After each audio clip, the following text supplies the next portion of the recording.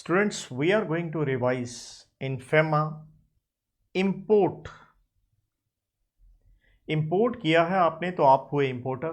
क्या इंपोर्ट किया है, चाहे गुड्स की हो चाहे सर्विसेज की हो, आपने इंपोर्ट, तो उसकी हम ये रिवीजन करने जा रहे हैं। आपने भारत में इंपोर्ट किया है, इसके ऊपर क्योंकि ये एक तरह से फॉरेन ट्रेड हो गया तो सेक्शन 5 लगता है। सेक्शन 5 आप सारे जानते हैं किसके ऊपर आता है, करंट अकाउंट ट्रांजैक्शंस। और करंट अकाउंट ट्रांजैक्शंस पे फेमा रूल्स हैं 2000 के। तो import section 5 current account transaction को हम रेड विद रूल्स करते हैं। और इंपोर्ट को रेगुलेट करने के लिए एक अथॉरिटी है बेटा, जिसे कहते हैं हम DGFT, stands for director general of foreign trade. और ये DGFT आता है under MCI, stands for ministry of commerce and industry, जो कि भारत सरकार के अंडर आता है, गवर्नमेंट ऑफ इंडिया के अंदर डिपार्टमेंट है कॉमर्स का।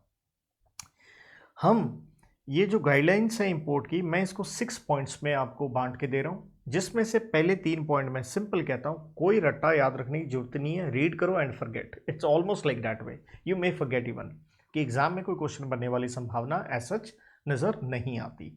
तो सबसे पहले जनरल गाइडलाइंस क्या है। जनरल गाइडलाइंस ये हैं, जब भी आप इंपोर्ट करेंगे आपको रूल्स एंड रेगुलेशंस जो फॉलो करने हैं वो आप एक, क्योंकि बाहर आपने फॉरेन करेंसी भेजनी है तो ये सारा काम जो करना है जिम्मेवारी किसको दे दी जाती है, ED को। ED stands for authorise dealer, authorise person, bank, money changer, क्योंकि उसी से पैसा जाना है।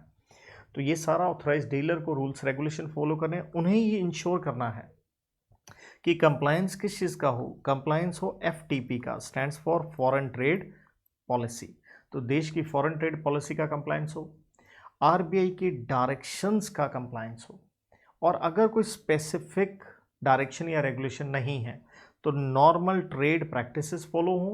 एंड एज ऑथराइज डीलर आपने इंपोर्टर का क्या लेना है, KYC, नो योर कस्टमर। तो सिंपल है, ED के थ्रू होगा इंपोर्ट, रूल रेगुलेशन उन्हें कंप्लायंस करना है, किस चीज़ का, FTP का, RBI के डायरेक्शन का, नहीं है तो normal trade practices and KYC। Second point, अब आपने इंपोर्ट किया तो नेचुरल उसकी पेमेंट करनी है, पैसा भेजना होगा तो वो ED के थ्रू ही होना है। तो ED की जिम्मेवारी ये है, वो आपसे सारी आपकी डिटेल्स जो बनती हैं, जो लॉ ने बताई हैं, वो आपसे ले ले। इसलिए वो जो डिटेल्स आपने देनी है, रिवर्स ये पॉइंट ये है, आप हैं इंपोर्टर, इंपोर्टर की है ऑब्लिगेशन, क्योंकि आपने फॉरेन एक्सचेंज ED से लेके बाहर भेजनी है। तो 3 यहाँ आपकी ऑब्लिगेशन है, उसमें से पहली ऑब्लिगेशन ये आती है, जो फॉरेन एक्सचेंज आपने ED से ली है उसका इस्तेमाल सिर्फ आप उसी काम के लिए करेंगे जो आपने इंपोर्ट किया है, जिससे रिलेटेड आपने सारी डिक्लेरेशन या डिटेल किसको दी, ऑथराइज डीलर को दी। नंबर 2, क्या वास्तव में आपने इंपोर्ट किया है, तो उसके लिए सामान इंडिया में आना चाहिए, क्योंकि लोग फेक इन्वॉइसेस से बहुत कुछ करते हैं, तो हमें सबूत चाहिए। इसके लिए एक सिस्टम है, IDPMS, stands for import data processing and monetary system, जो कि एक IT सिस्टम है। इसके ऊपर अपलोडिंग करने का काम कि वास्तव में सामान इंडिया में आ गया, ये भी ED का ही है। लेकिन अगर आप सामान थ्रू पोस्ट मंगवा रहे हैं, जैसे नॉर्मल आप अपनी क्लासेस खरीदते हैं तो आपके नोट्स आते हैं पोस्ट से, तो अगर पोस्ट से करवा रहे हैं तो ED को एविडेंस के रूप में क्या देना है, पोस्टल अप्रेसल फॉर्म या कैश, जिसे हम कहते हैं कस्टम असेसमेंट सर्टिफिकेट। तो ये आपको सिस्टम पे क्या करना है, अपलोड करना है, IDPMS या कैश या पोस्टल अप्रेसल फॉर्म। अब बाहर जो पेमेंट जाएगी वो किस तरह से जाएगी, अगर आप हैं PRI आप कहाँ पढ़ के आते हैं, सेक्शन 2 सबसेक्शन B में, पर्सन रेजिडेंट इन इंडिया। आप पेमेंट कर सकते हैं इंटरनेशनल कार्ड से, आप डेबिट कार्ड से कर सकते हैं, या आप नॉर्मल वे में भी कर सकते हैं, जिसे हम कहते हैं against a charge slip signed by importer.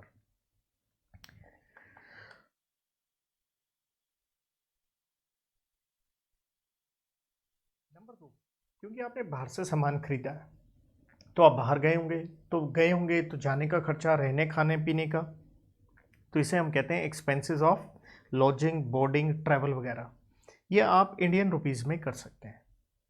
आप बाहर गए, वहाँ सोना चांदी सस्ता था, आप खरीद सकते हैं, लेकिन उसके लिए आपको क्रॉस चेक या ड्राफ्ट से पेमेंट करनी होगी।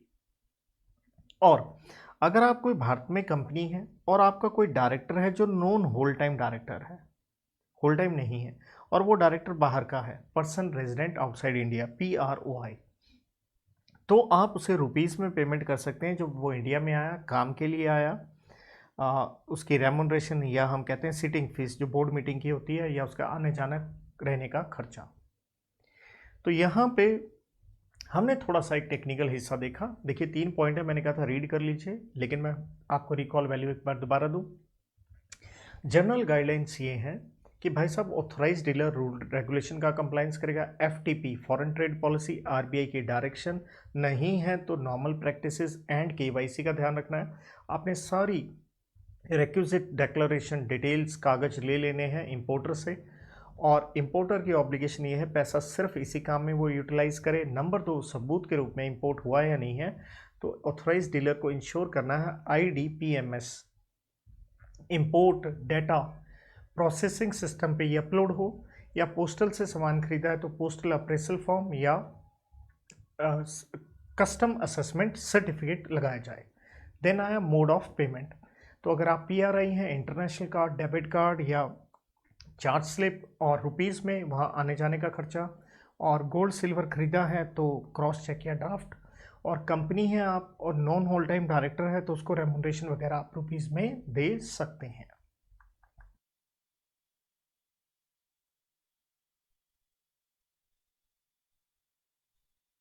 ये पॉइंट थोड़ा टेक्निकल है, याद रखने वाली चीज़ है।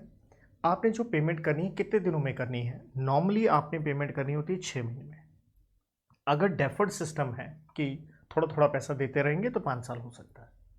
6 महीने 5 साल, लेकिन ये 6 महीने का टाइम बढ़ा के मैक्सिमम किया जा सकता है 3 साल, मैक्सिमम 3 साल।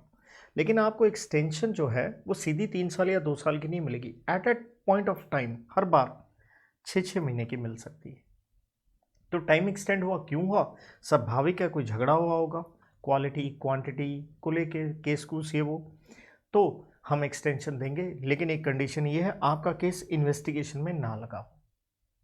और एक कंडीशन और है, वो ये है कि हम आपको एक्सटेंशन सिर्फ 3 साल की थी, हम 1 ही साल की देंगे अगर अमाउंट जो है, मतलब while considering extension beyond 1 year the total outstanding due shall not exceed. 1 साल से ज़्यादा की एक्सटेंशन दे सकते हैं, हाँ दे सकते हैं 3 साल, लेकिन हम कह रहे हैं हम नहीं देंगे अगर अमाउंट जो है 1 मिलियन USD है या पिछले 2 साल जो आपने इंपोर्ट किया उसका 10% विच एवर इज लेस। जिसे आप यूं कह सकते हैं कि अगर मैक्सिमम अमाउंट जो आपने बाहर पे करना है वो 10 लाख तक है डॉलर्स, तो आप दे दो 3 साल की एक्सटेंशन। लेकिन उससे ज़्यादा है तो नहीं देनी है, क्योंकि उसके लिए फिर आपको RBI से उनके रीजनल ऑफिस से स्पेशल अप्रूवल लेनी पड़ेंगी। तो टाइम लिमिट इंपॉर्टेंट पॉइंट था। तो टाइम लिमिट एक बार दोबारा याद कीजिए। हमने कहा नॉर्मल इंपोर्ट है तो 6 महीने, और अगर डेफर्ड है तो 5 साल। नॉर्मल इंपोर्ट में एक्सटेंशन मिल सकता है टोटल 3 साल का, लेकिन एट अ टाइम 6 महीने का। लेकिन अगर 10 लाख से ज़्यादा का डॉलर अमाउंट है तो आपको 3 साल का जो एक्सटेंशन है वो नहीं मिलेगा। मीन्स बियॉन्ड 1 ईयर की एक लिमिट थी ये, और वो सीधा 10 लाख भी नहीं है, वो साथ में क्या है 1 मिलियन का हो या 10 लाख एक बात है, या 10% ऑफ टोटल आपके पिछले प्रिसीडिंग फाइनेंशियल ईयर के जो इंपोर्ट रेमिटेंस है उसका देखना है विच एवर इज लेस। तो मैक्सिमम क्या निकला 10 लाख। तो 10 लाख तक है तो 3 साल का एक्सटेंशन हो सकता है, वरना रीजनल ऑफिस जाओ। और जब एक्सटेंशन हुआ तो आपको ब्याज भी देना पड़ेगा।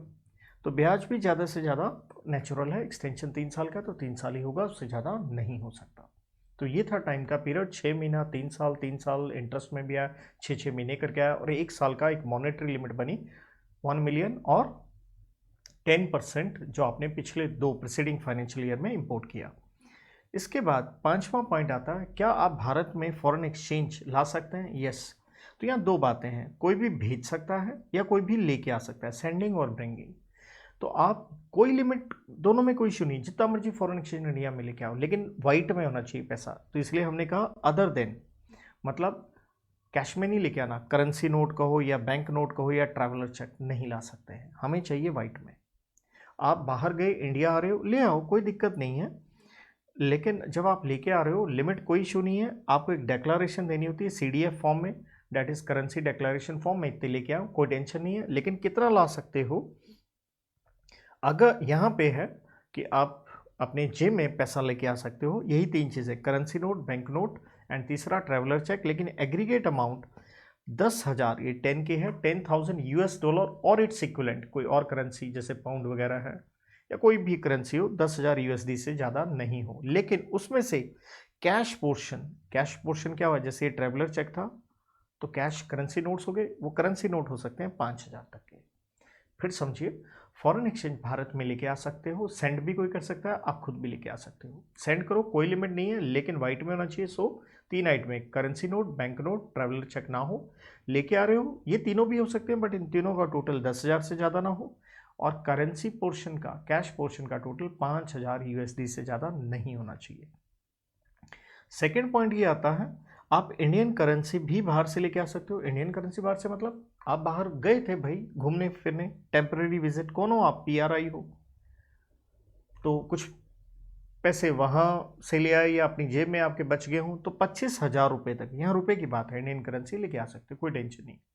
लेकिन कोई भी व्यक्ति नेपाल भूटान से जितना मर्जी पैसा ले आए, क्योंकि हमारे साथ उनकी इकॉनमी ओपन है, चाहे 5 करोड़ रुपया ले आए, लेकिन वो जो रुपया होगा वो डिनोमिनेशन ऑफ अप टू 100 रुपये होगा। मतलब 10 रुपये, 20 रुपये, 50, 100 रुपये के नोट के हिसाब से जितना मर्जी ले आओ, डैट मीन्स 500 एंड 2,000 नहीं लेके आ सकते, उसके ऊपर फिर लिमिट्स हैं। तो यहाँ तक कोई लिमिट नहीं है नेपाल भूटान वालों के लिए, 100 रुपये तक का अगर नोट है जितना मर्जी ले आओ। 6 पॉइंट ये होता है, आप बाहर से सामान खरीद रहे हो, सारा कंप्लाइंस हमने कहा थ्रू ऑथराइज डीलर करना है, तो बाहर से आपने डेट वगैरह पे करना है, तो ऑब्वियसली वहाँ का सप्लायर कहो या बैंक कहो आपसे गारंटी मांग सकता है, तो ऑथराइज डीलर दे सकता है। लेकिन ये गारंटी सिर्फ एक पॉइंट के लिए लगेगी, वो है डेफर्ड पेमेंट बेसिस, क्योंकि वहाँ टाइम पीरियड क्या था पे करने के लिए, 5 साल। तो डेफर्ड पेमेंट बेसिस है, तो 5 साल है टाइम, तो इसलिए गारंटी आप दे सकते हैं। गारंटी कहो या LOU कहो, लेटर ऑफ अंडरटेकिंग, या LOC, लेटर ऑफ कंफर्ट, तो किसी भी रूप से हो आप ये गारंटीज ऑथराइज डीलर दे सकता है। लेकिन यहाँ एक इंटरेस्टिंग चीज़ ये आती है कि अगर आप इंपोर्ट कर रहे हो तो कोई सर्विस प्रोवाइडर है, आप क्या हुए, सर्विस इंपोर्टर हुए, तो उस गारंटी के लिए कुछ लिमिट है मॉनेटरी। अगर सर्विस इंपोर्टर सरकार है, जैसे सरकार के कोई भी पब्लिक सेक्टर कंपनी या सरकार का कोई भी डिपार्टमेंट या अंडरटेकिंग, सरकार सेंट्रल गवर्नमेंट हो या स्टेट हो, तो इनके ऊपर गारंटी की मॉनेटरी लिमिट है 1 लाख यूएस डॉलर्स और इट्स इक्विवेलेंट। बाकियों के लिए ये लिमिट है 5 लाख की। और साथ में अगर आप बाहर से कोई एसेट लेके आए हो सिर्फ यूज करने के लिए, जिसे हम कहते हैं ऑपरेटिंग लीज, तो कॉरपोरेट गारंटीज उसके लिए दी जा सकती हैं। मैं इसे एक बार फिर सम अप करता हूं, आपको बिल्कुल टिप्स पे याद होना चाहिए। हमने सिंपल पहले 3 पॉइंट में कहा, ये सारा इंपोर्ट थ्रू एडी होगा, उन्हें फॉलो करना है rules and regulations. Number 2, FTP foreign trade policy, RBI की डायरेक्शन नहीं है, तो normal practices plus KYC। Number 2, आपने जब पेमेंट करनी है, एडी की जिम्मेवारी है सारे रिक्विजिट डिटेल डिक्लेरेशन इंपोर्टर के लिए, और इंपोर्ट करने का सबूत भी होना चाहिए, तो पैसा सिर्फ उसी काम में इस्तेमाल हो जो आपको अलाउ हुआ है। एंड इसके लिए ऑथराइज डीलर को अपलोडिंग करनी है IDPMS में, import data processing and monitoring system में, या बाय पोस्ट है तो पोस्टल अप्रेसल फॉर्म या कस्टम असेसमेंट सर्टिफिकेट। पैसे आप कैसे दे सकते हैं, अगर आप PRI हैं तो international card, credit card, debit card, या आपका वो साइनिंग ऑफ चार्ज स्लिप जो हमने कहा, एंड कोई और जो RBI ने प्रेस्क्राइब किया हो। बाहर जाने जुने रहने का खर्चा रुपीज़ में भी हो सकता है, गोल्ड सिल्वर क्रॉस चेक या ड्राफ्ट से। और कोई कंपनी है या पर्सन रेजिडेंट इन इंडिया है, उसका नॉन होल टाइम डायरेक्टर है, तो उसको रुपीज़ में, भारत में आया काम करने के लिए रेमुनरेशन सेटिंग फीस आप रुपीज़ में दे सकते हो। टाइम लिमिट पेमेंट आपने करनी है 6 महीने में, लेकिन यहाँ आपको एक्सटेंशन मिल सकता है मैक्सिमम 3 साल का, बट एट अ टाइम 6 महीने का। और ब्याज वगैरह भी डिले पे आप सिर्फ 3 साल तक ही दे सकते हो। कारण क्या है डिले के, वही झगड़े झुगड़े हो गए। तो लेकिन यहाँ ध्यान ये रखना है कि अगर 1 साल से ज़्यादा एक्सटेंशन दिया जा रहा है, तो हमें ध्यान रखना है जो टोटल पैसा है वो किससे ज़्यादा ना हो, 1 मिलियन या पिछले 2 साल के इंपोर्ट्स का 10% का, दोनों को कंपेयर करके whichever is less. Then foreign exchange का भी इंपोर्ट हो सकता है, कोई भी आदमी भेज सकता है सेंड या लेके आ सकता है, लेकिन अदर देन जब भेज रहा है तो अदर देन होना चाहिए currency note, bank note, and तीसरा TC ट्रेवलर चेक। लेके आ रहा है तो उसमें अलाउड है टोटल इनका 10,000, लेकिन कैश पोर्शन 5,000।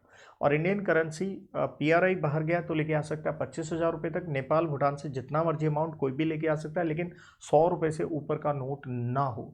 गारंटीज ED दे सकता है, लेकिन इंपॉर्टेंट पॉइंट थी सिर्फ किसके लिए, अगर डेफर्ड पेमेंट बेसिस, क्योंकि वहाँ पे टाइम पीरियड था पेमेंट करने का 5 साल, तो गारंटी दी जा सकती है, कोई भी आपकी डेट वगैरह ये हो।